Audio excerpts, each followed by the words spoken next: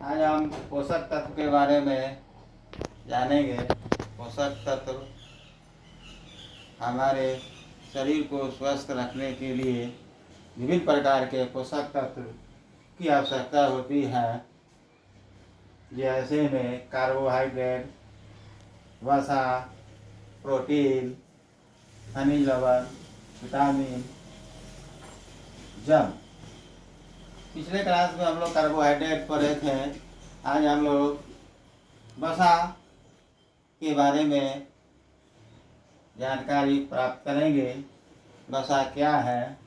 वसा विसरॉल एवं वसीय अम्ल का एक एस्टर है। वसा क्या है? वसा विसरॉल एवं वसीय अम्ल का एक एस्टर है। वसा में कार्बन, हाइड्रोजन, ऑक्सीजन उपस्थित होते हैं। वसा में कार्बन हो गया, हाइड्रोजन हो गया और ऑक्सीजन हो गया। जो हम लोग कार्बोहाइड्रेट में भी पढ़े थे, कार्बोहाइड्रेट में भी पढ़े थे, उसमें भी कार्बन है, हाइड्रोजन है और ऑक्सीजन है। अब एक बात और देखो, 20 डिग्री टेम्परेचर पर वसा ठोस अवस्था में होते हैं। यानी 20 डिग्री टेम्परेचर पर, यानी कह रहा है वसा 20 डिग्री टेम्परेचर पर, 20 डिग्री सी पर वसा क्या होता है? ठोस अवस्था में होता है। यदि 20 डिग्री टेम्परेचर पर वसा द्रव अवस्था में होगा, वह तेल कहलाएगा। देख लीजिए यहाँ पर, यदि 20 डिग्री सी पर वसा द्रव अवस्था में होता है, अब 20 डिग्री सी पर वसा ठोस अवस्था में पाया जाता है। अब 20 डिग्री पर होगा द्रव अवस्था में, तो उसको हम लोग क्या कहेंगे? तेल कहेंगे। कड़ू तेल 20 डिग्री टेम्परेचर पर किस अवस्था में होता है? तेल अवस्था में है। हम लोग नारियल का तेल देखते हैं, ठंडा के समय में जम जाता है और गर्मी के समय में वह तेल के रूप में आ जाता है। अब देखो, 1 ग्राम वसा से हमें 9.3 कैलोरी ऊर्जा प्राप्त होता है। 1 ग्राम प्रति ग्राम वसा में 9.3 किलो कैलोरी ऊर्जा प्राप्त होता है। अब हमें सबसे ज़्यादा प्रति कैलोरी ऊर्जा प्राप्त करने वाला कौन सा पोषक तत्व हो गया? वसा हो गया। वसा हो गया। अब यहाँ पर हम लोग देखते हैं, कार्बोहाइड्रेट प्रति ग्राम में 4.2 किलो कैलोरी देता है। कार्बोहाइड्रेट प्रति ग्राम 4.2 किलो कैलोरी ऊर्जा देता है। वसा को देखते हैं, प्रति ग्राम में 9.3 किलो कैलोरी ऊर्जा देता है। और फिर देखते हैं प्रोटीन, प्रति ग्राम 4.2 किलो कैलोरी ऊर्जा देता है। यानी कह रहा है कि हमारे पोषक तत्व में प्रति ग्राम सबसे अधिक ऊर्जा देने वाले कौन से पोषक तत्व हो गए? तो वसा हो गए। कौन से हो गए? वसा हो गए। 1 ग्राम वसा से हमें 9 किलो कैलोरी ऊर्जा प्राप्त होता है। सबसे ज्यादा ऊर्जा, प्रति ग्राम ऊर्जा देने वाले पोषक तत्व कौन हो गए? वसा हो गए। यह परीक्षा में, प्रतियोगिताओं परीक्षाओं में पूछे जाने वाले मुख्य प्रश्न हैं। अब देखते हैं, 20 से 30% ऊर्जा वसा से प्राप्त होता है। 20 से 30% वसा से ऊर्जा प्राप्त होता है। इससे पहले हम लोग कार्बोहाइड्रेट में पढ़े थे ऊर्जा। कार्बोहाइड्रेट में पढ़े थे ऊर्जा, वह कितना देता है? 55% से 65%। सबसे ज्यादा ऊर्जा देता है कौन? कार्बोहाइड्रेट। और वसा जो हमें ऊर्जा देता है, 20 से 30% ऊर्जा वसा से हमें प्राप्त होता है। अब शरीर में वसा का संश्लेषण कहाँ होता है? अब मानव शरीर में वसा का संश्लेषण माइटोकॉन्ड्रिया में होता है। मानव शरीर में वसा का संश्लेषण माइटोकॉन्ड्रिया में होता है। वसा शरीर को चिकनाई प्रदान करता है। वसा हमारे शरीर को चिकनाई प्रदान करता है। वसा हमारे शरीर में लिपिड के रूप में होता है। वसा हमारे शरीर में लिपिड के रूप में होता है। अब वसा हमारे लिए हानिकारक भी है। अब जैसे में हम लोग हम लोग ज़्यादा वसा का ग्रहण करेंगे तो हम फैटी हो जाएंगे। वसा का सेवन ज़्यादा करेंगे तो क्या हो जाएंगे? फैटी हो जाएंगे। यदि वसा कम होगा तो उससे भी हानि है। वसा मुक्त त्वचा के नीचे पाए जाने वाले होते हैं, पोषक तत्व होते हैं जो त्वचा के नीचे वसा पाए जाते हैं, जो हमारे शरीर के टेम्परेचर तापमान को बनाए रखते हैं। अब वसा के प्रकार के बारे में जाना कि वसा 2 प्रकार के होते हैं। एक तीसरा भी है नोट में जो हम आगे बतलाते हैं। एक वसा होता है संतृप्त वसा, दूसरा होता है असंतृप्त वसा, सेचुरेटेड और नॉन सेचुरेटेड। सेचुरेटेड वसा और नॉन सेचुरेटेड फैट। अब सेचुरेटेड फैट में क्या है, नहीं संतृप्त वसा क्या है, यह रक्त में कोलेस्ट्रॉल बढ़ाता है। संतृप्त वसा है जो खून में क्या बढ़ाता है, कोलेस्ट्रॉल की मात्रा को बढ़ाता है। कोलेस्ट्रॉल जो हमारे हृदय के लिए वह हानिकारक है। खून ब्लॉक हो जाता है जिससे वह हार्ट अटैक की संभावना भी बनी होती है। वह कौन करता है, सेचुरेटेड फैट। अब इसका उदाहरण क्या है, नारियल का तेल, तार का तेल, नारियल का तेल, तार का तेल संतृप्त वसा का उदाहरण है। अब तार का तेल का मतलब क्या हो गया, इसको हम लोग पाम ऑयल कहते हैं। तार के तेल को क्या कहते हैं, पाम ऑयल। पाम ऑयल नहीं कहता है कि पाम ऑयल नहीं खाना है। पाम ऑयल खाने से है कि शरीर में कोलेस्ट्रॉल की मात्रा अधिक होगा। कोलेस्ट्रॉल की मात्रा अधिक होगा, खून का नस है जो ब्लॉक होगा और खून सही ढंग से शरीर में प्रवाहित नहीं होगा, जिससे मृत्यु होने की संभावना अधिक होती है। तार के तेल को हम लोग पाम ऑयल भी कहते हैं। अब हम लोग आते हैं असंतृप्त वसा, अनसेचुरेटेड फैट। यह शरीर के लिए अच्छा है। देखो, असंतृप्त वसा मानव शरीर के लिए अच्छा है। अब इसमें हम लोग क्या खाएंगे, सोयाबीन का तेल, सोयाबीन का तेल, मूंगफली का तेल, जैतून का तेल, सूरजमुखी का तेल, काजू बादाम, यह सभी अनसेचुरेटेड असंतृप्त वसा हैं जो हमारे शरीर के लिए लाभदायक हैं। अब इसके बाद तीसरा आते हैं प्रकार में ट्रांस फैट। नामे से लगता है ट्रांस फैट। ट्रांस फैट, खाओ शरीर को बढ़ाओ, फैटी शरीर बनाओ। अब ट्रांस फैट क्या है, यह बुरे या हानि कारक कोलेस्ट्रॉल की मात्रा को बढ़ाता है। बहुत ही खराब ट्रांस फैट बहुत ही खराब हानिकारक कोलेस्ट्रॉल की मात्रा को बढ़ाता है। अब हम लोग खाते हैं fast food, pizza, burger, Kurkure, junk food, ये सब क्या है, ट्रांस फैट, जो बैड कोलेस्ट्रॉल की मात्रा को हमारे शरीर में बढ़ाते हैं और जल्दी हम लोग मृत्यु के गाल में समा जाते हैं। इससे बचने के लिए trans fat fast food, pizza, Kurkure, junk food, burger, ये सब भोजन में के रूप में हम लोग नहीं लें यदि जी रहा है तो। अब वसा के बहुत सारे कार्य भी है। यह वसा है जो शरीर में ऊर्जा प्रदान करता है कि 20 से 30% या ऊर्जा प्रदान करता है। कार्बोहाइड्रेट के बारे में बताए थे, कार्बोहाइड्रेट 55 से 65, वसा 20 से 30% ऊर्जा प्राप्त होता है वसा से। उसके बाद हम लोग देखते हैं कि शरीर के ताप को भी नियंत्रित करता है, शरीर के टेम्परेचर को भी वसा नियंत्रित करता है। और स्वाद, हम लोग खाना खाते हैं, मीट मछली मुर्गा बनाते हैं या सब्जी बनाते हैं या तड़का बनाते हैं, तेल घी डालडा का उपयोग करते हैं, वसा का उपयोग करते हैं तो खाने में बड़ा मजा आता है, लेकिन उसमें bad bad bad bad bad cholesterol की मात्रा बढ़ाने वाले ट्रांसफैट है या संतृप्त वसा है। तो हम लोग भी कोशिश करें कि स्वाद भी लें और शरीर को भी हानिकारक भी नहीं हो, बैड कोलेस्ट्रॉल की मात्रा को भी नहीं बढ़ाएं।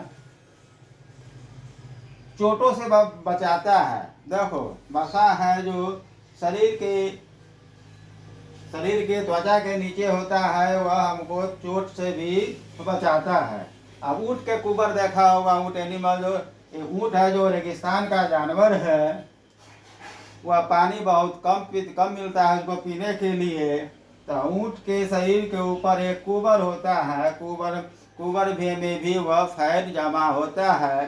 फैट को वह गलाकर विकट परिस्थिति में ऊर्जा उसे प्राप्त करता है या पानी की कमी को वह पूरा करता है।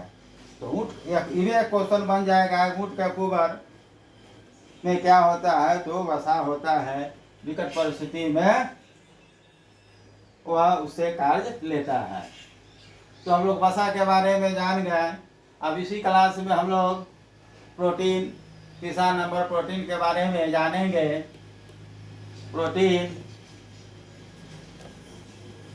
प्रोटीन एक मुख्य पोषक तत्व है जो हमारे शरीर के विकास के लिए बहुत ही जरूरी है, जो हमें दलहन से प्राप्त होने वाले पोषक तत्व है। मीट मछली मांस दूध में भी प्रोटीन मिलते हैं, लेकिन सबसे अधिक प्रोटीन की मात्रा सोयाबीन में होता है जो 43% है। अब हम प्रोटीन के बारे में कुछ जानेंगे। प्रोटीन कौन कौन से तत्वों से बना है देखते हैं। कार्बन, हाइड्रोजन, ऑक्सीजन और नाइट्रोजन।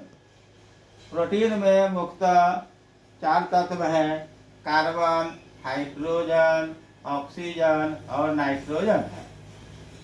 प्रोटीन जो है 20 एमिनो अम्ल से बना हुआ है। प्रोटीन कितने एमिनो अम्ल 20 एमिनो अम्ल से बना है। अब देखो 10 अमीनो अम्ल आवश्यक है। 10 को हमारे शरीर के लिए अमीनो अम्ल आवश्यक है और 10 अमीनो अम्ल अनावश्यक है। लेकिन 20 अमीनो अम्ल मिलके प्रोटीन का निर्माण करेगा। प्रोटीन क्या है? जटिल कार्बनिक पदार्थ है। प्रोटीन क्या है? जटिल कार्बनिक पदार्थ है। प्रोटीन भी हमें ऊर्जा प्रदान करते हैं।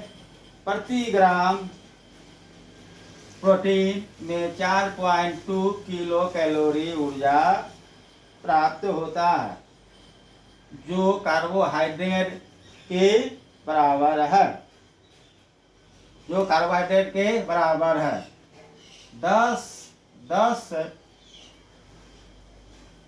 10 शरीर स्वयं बनाता है।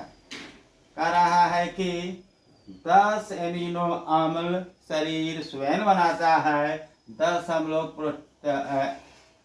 लोग भोजन से प्राप्त करते हैं। 10 हम लोग भोजन से प्राप्त करते हैं, 10 स्वयं शरीर बनाता है। शरीर का 15 से 17% भाग प्रोटीन का बना हुआ है। हमारे शरीर का 15 से 17% भाग किससे बना हुआ है? प्रोटीन से बना हुआ है। अब प्रोटीन के कौन कौन के स्रोत है? सोयाबीन, पनीर, सभी प्रकार के दालें, मांस, मछली, यह प्रोटीन के मुख्य स्रोत हैं। सोयाबीन में सबसे अधिक मात्रा में प्रोटीन होता है जो 42% है। प्रोटीन का कार्य देख लेते हैं। शरीर निर्माण, शरीर के मरम्मत, विकास, टूटे अंग के मरम्मत। अब प्रोटीन, हमारे शरीर में पाए जाने वाले प्रोटीन को देख लेते हैं और भोजन में पाए जाने वाले कुछ प्रोटीन पर चर्चा कर लेते हैं। हमारे शरीर में हीमोग्लोबिन, फाइब्रिनोजेन और प्रोथ्रोम्बिन, यह तीनों प्रोटीन कहाँ पाए जाते हैं? रक्त खून में। हड्डी में पाए जाने वाले प्रोटीन कैलेजन, कोलेजन, हड्डी में पाए जाने वाले कोलेजन प्रोटीन। मांसपेशी में पाए जाने वाले प्रोटीन एक्टिन, मायोसिन। अब ना कहते हैं मायोसिन, मायोसिन की कमी होने पर क्या होता है? शरीर गोरा हो जाएगा। मायोसिन।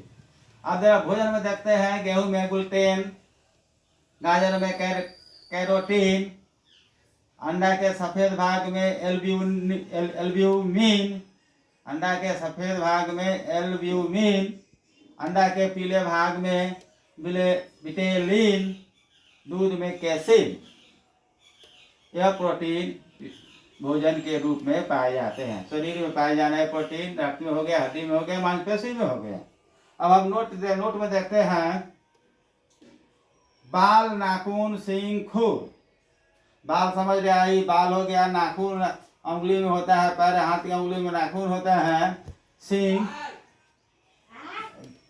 सींग भैंस या बैल गाय का सींग देखा होगा, हिरन, इस सब का सींग। खुर, खुर होता है जो किसी जानवर के पैर का पैर होता है खुर, जिससे वह चलता है खुर। इस सब में अल्फा केराटिन प्रोटीन पाया जाता है। इसमें क्या है? अल्फा केराटिन प्रोटीन पाया जाता है। ये भी परीक्षा, रेलवे परीक्षा हो, बिहार कर्मचारी चयन आयोग हो, यूपीएससी हो, बीपीएससी हो, ये सब में क्वेश्चन पूछे जाते हैं कि बाल में कौन सा प्रोटीन है, नाखून में कौन सा प्रोटीन है, सींग में कौन सा प्रोटीन है, खुर में कौन सा प्रोटीन है। तो हम लोग ध्यान रखेंगे, इसको कहेंगे कि अल्फा केराटिन नामक प्रोटीन पाए जाते हैं। कोलेजन प्रोटीन मानव शरीर में सबसे ज्यादा पाया जाता है। देखो, मानव शरीर में सबसे पाए जाने वाले प्रोटीन कौन सा हो गया? कोलेजन। अभी बतलाए हैं कोलेजन के बारे में। कोलेजन कोलेजन कोलेजन हड्डी में कोलेजन सबसे अधिक मात्रा में पाए जाने वाले प्रोटीन है। अब हम देखते हैं कि प्रोटीन के कौन कौन से रोग हो सकते हैं कमी से। प्रोटीन की कमी से होने वाले रोग, क्वाशियोकर प्रोटीन की कमी होने वाले मुख्य रोग है। इसका लक्षण यह है कि यह बच्चे में होते हैं और इसका देखने में लगता है कि बच्चा का हाथ पैर दुबला पतला हो जाता है और पेट नगारा की तरह बाहर निकल जाता है। कहने का मतलब है कि हाथ पर सूखा पेट डबल डम। इसका एक कहावत है, हाथ सूखा पेट डमन डम। तो यह कौन बीमारी का लक्षण है? क्वाशियोकर का है। उसी तरह एक बीमारी है मरासमस भी बीमारी या प्रोटीन की कमी के कारण होता है। यह भी बीमारी बच्चों में ही होता है। इस बीमारी का लक्षण है कि बच्चे का मांसपेशी ढीला ढाला हो जाएगा, बच्चे का मानसिक विकास भी नहीं रहेगा। अब देखते हैं कि प्रोटीन की कमी से शरीर का विकास रुक जाता है। एक बात है, यदि हम लोग 18 के नीचे हैं या छोटे बच्चे हैं तो प्रोटीन का सेवन ज़्यादा करना चाहिए। शारीरिक, मानसिक सभी प्रकार के विकास प्रोटीन से होता है। यदि प्रोटीन की कमी होगा तो यह विकास अवरुद्ध हो जाएगा और हम लोग बच्चे कमज़ोर हो जाएंगे, दिमाग से हो मंद बुद्धि होगा या उसमें मरासमस नामक बीमारी उत्पन्न होगा या क्वाशियोकर नामक बीमारी उत्पन्न होगा। इसलिए हमारे अपने भोजन में मुख्य रूप से ध्यान देना होगा कि सभी प्रकार के पोषक तत्व की मात्रा संतुलित मात्रा में खाएं। न ही ज़्यादा खाना है न ही कम खाना है।